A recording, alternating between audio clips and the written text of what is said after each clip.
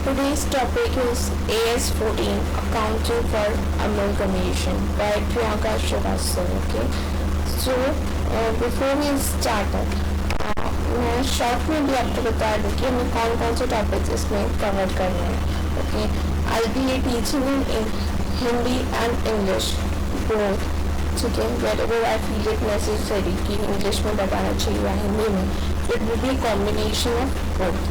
So we'll start with meaning of amalgamation, then its types and the accounting treatment of the types of amalgamation that we'll see, and how the goodwill arise out of an amalgamation and amalgamation after the balance sheet date. What will be done for the amalgamation after the balance sheet date and certain disclosure. Starting with the amalgamation. What is an amalgamation? It is not defined either in Companies Act 2013 or 1956, but it is being defined in Income Tax Act 1972. Okay? Now, in common parlance, what is amalgamation? Board is divided into two parts under this, that is amalgam and amalgamation. Amalgam means to unite or to come together. मतलब दो company एक में बन रही है या एक company बंद होके दूसरी में मर्ज हो रही है, ट्रांसफर हो रही है, तो this is called as to unite or to come together as one unit. Okay, and amalgamation means here one or more entities will get dissolved and that entity will be transferred to the business of those entity or to the purchasing company. मतलब कि एक company dissolve हो रही है, एक या उससे ज़्यादा कंपनी डिसॉल्व हो रही है और जो कंपनी डिसॉल्व हो रही है वो अपने आप को ट्रांसफर कर लेगी परचेजिंग कंपनी में. ठीक है, and this is called as amalgamation. मतलब जब one company gets dissolve and transferred it to another company, okay, and that is called as amalgamation. Okay, now what is the scope of AS14? अब AS14 बात करता है about either goodwill or about capital reserve. कैसे in scope में कौन कौन सी चीज़ें? Acquisition of one entity by other and acquired entity cease to exist. मतलब कि जो कंपनी एक कंपनी का एक्विजिशन हो रहा है, दूसरी कंपनी उसका एक्विजिशन कर रही है, ठीक है, और जो कंपनी अक्वायर्ड हो रही है वो डिसॉल्व हो जाने वाली है. ठीक है, तो this is the scope of AS14. And then out of the scope of AS14, what is when there is an acquisition of one entity. मतलब अगर एक entity acquisition हो रहा है उसका, ठीक है, मर्जर हो रहा है, अमलगमेशन हो रहा है उसका, बट जो acquired entity है, ठीक है, it will be continue to exist even after amalgamation और merger. ऊपर में था कि merger amalgamation होने के बाद भी वो जो acquired entity है वो dissolve हो जानी है तो AS14 लगेगा. बट अगर acquired entity dissolve नहीं होनी है और dissolution नहीं होना है, it will continue to be exist as before the amalgamation it was, तो फिर उस पर AS14 नहीं लगेगा. और जनरली AS14 लगता है merger amalgamation and merger amalgamation acquisition पर, बट AS14 डीमर्जर पर जनरली नहीं लगता है, क्योंकि डीमर्जर में जो डीमर्ज कंपनी है it will remains continue to be exist.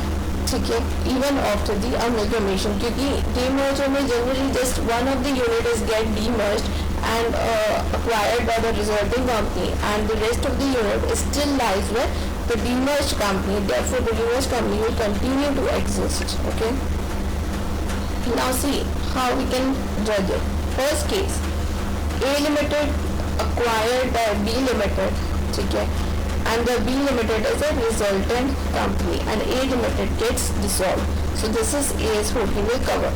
Up now second case, A Limited and B Limited comes together to become C Limited and A Limited and B Limited individually gets dissolved. Again AS14 will cover.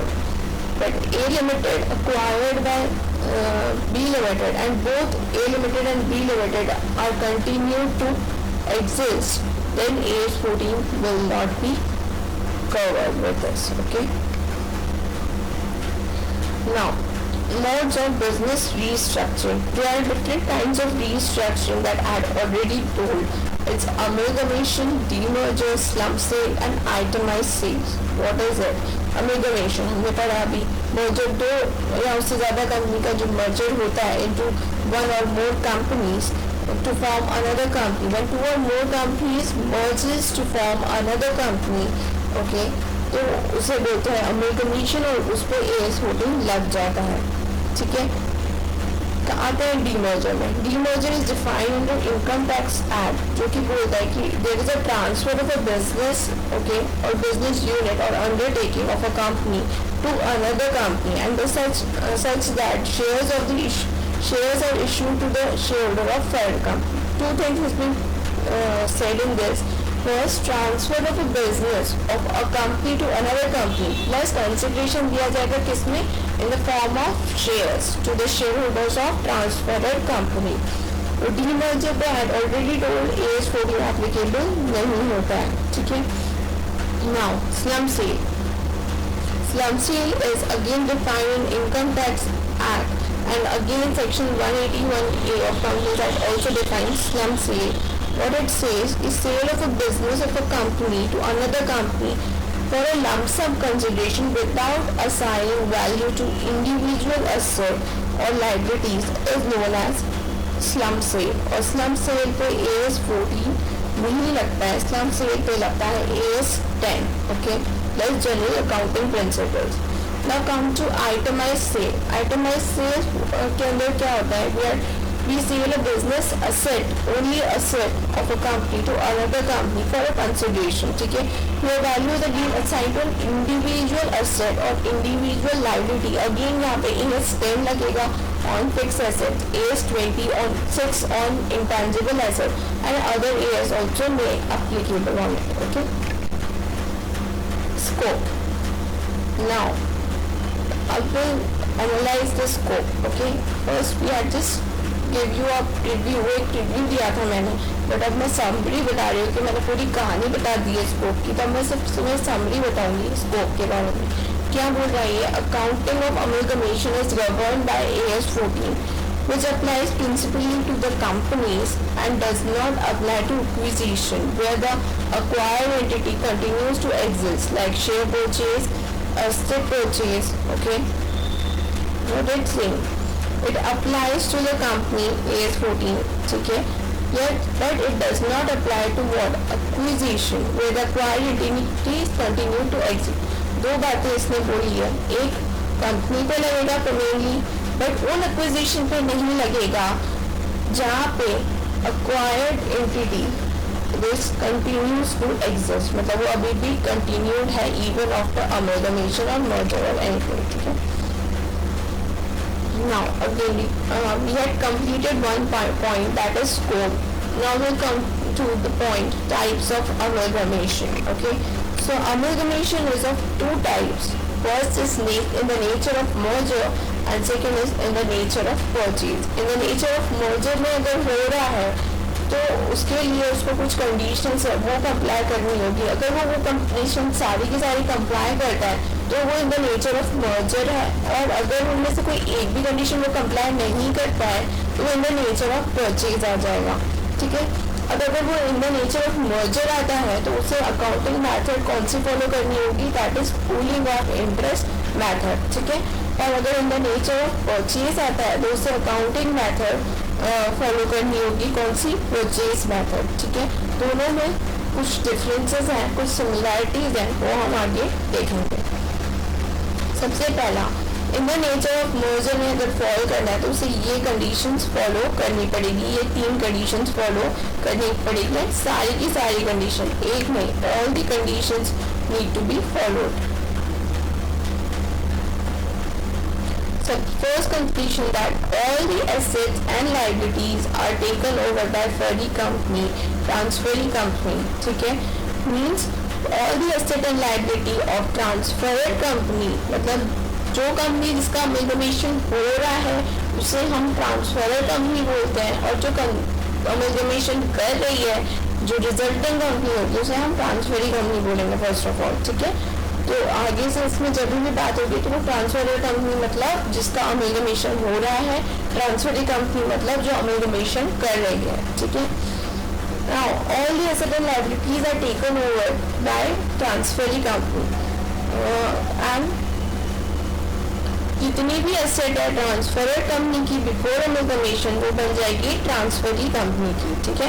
Second point बोलता है कि share holder holding not less than 90% of the face value of equity share of फॉरर company becomes equity share holder of transferee company. What it says कि जो transfer company के जो share holders है, total share holder, उसमें से not less than 90% share holder should become the share holder of transferee company of the amalgamation. Okay, means consideration जो हम देंगे मेनली हमें 90% ऑफ द कंसिडरेशन मेनली हमको देना है इक्विटी शेयर्स के फॉर्म में, ठीक है, टू द इन द फरी company except the shares cash can be paid in the respect of the fractional shares. Fractional shares मतलब कि अगर सपोज 105 शेयर्स अपने में, ठीक है, तो मैंने 100 शेयर्स, अब मैं लॉट में अगर शेयर्स इशू कर दी तो 100 मैंने शेयर्स इशू कर दिए, ठीक है, बट 5 शेयर्स के बदले में I give the cash,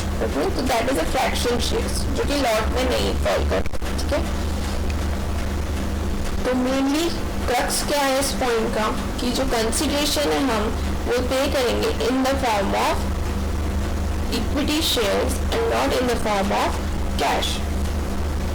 And the business of the transfer company will be continue to be carried on by after amalgamation by transferring company। मतलब amalgamation के बाद भी जो ट्रांसफरी कंपनी है उसका बिजनेस वैसा का वैसा चलना चाहिए, कंटिन्यू रहना चाहिए इवन आफ्टर amalgamation।